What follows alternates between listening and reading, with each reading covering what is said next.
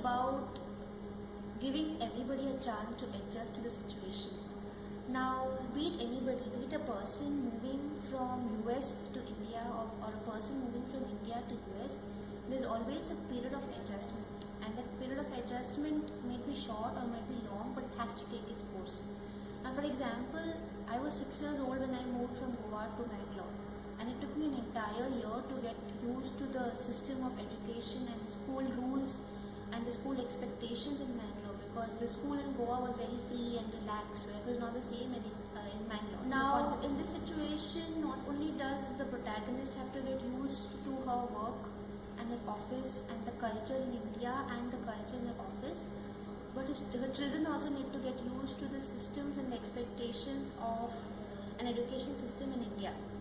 Now, this cannot happen overnight. She has to give time. Everything can work out here. Like, for a very example, she would need time to understand why her colleagues behave the way they do. It is not that they're not dedicated, it is not that they do not want to work. It's just because the way we are in India is very different.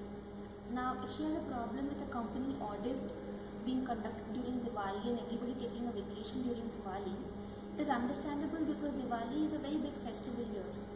The same would have happened if she were in the US and the company audit was being conducted during Christmas.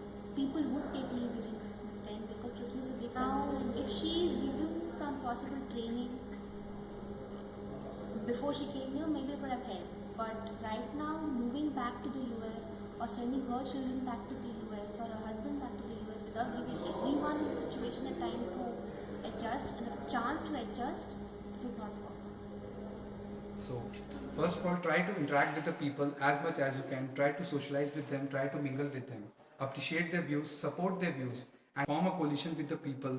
I can say powerful people who has the more influence in the organization. So, one of the things that men associate with women is being emotional. That's a characteristic they strongly associate with women. So Linda, the first thing she needs to do is she needs to be pragmatic in whatever she says and does. That will go a long way in getting her the acceptance and respect of the men in the group. Secondly, what I feel is men by nature seek power. So she should avoid being a control freak and micromanaging, and allow the men to take the decisions they were used to taking before her joining the organization. Third, like in any team, there is always somebody who strongly influences the group and who alters their way of thinking and their behavior. So Linda needs to correctly identify that person and probably butter his ego, and from time to time, to gain his acceptance of her, and that will go a long way, to influence the group as a whole.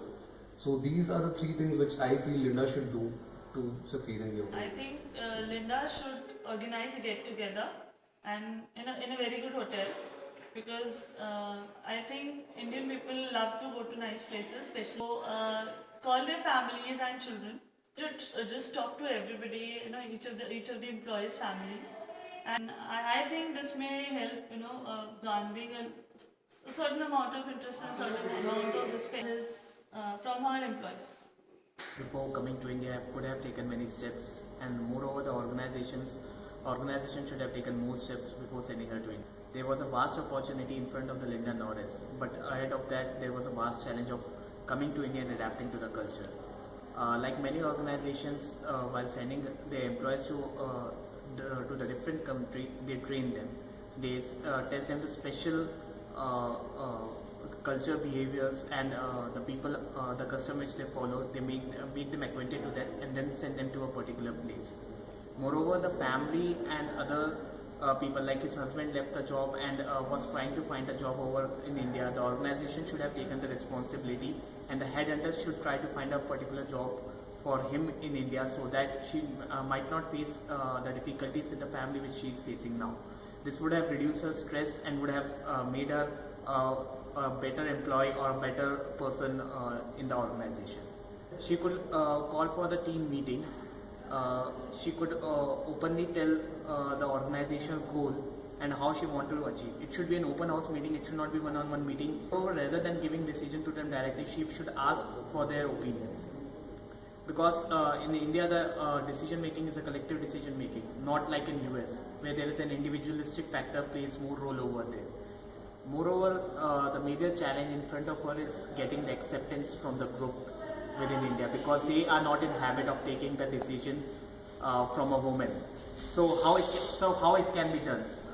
It can be done in a way where her credentials and her capabilities is being made known to the people, and they accept her as a boss.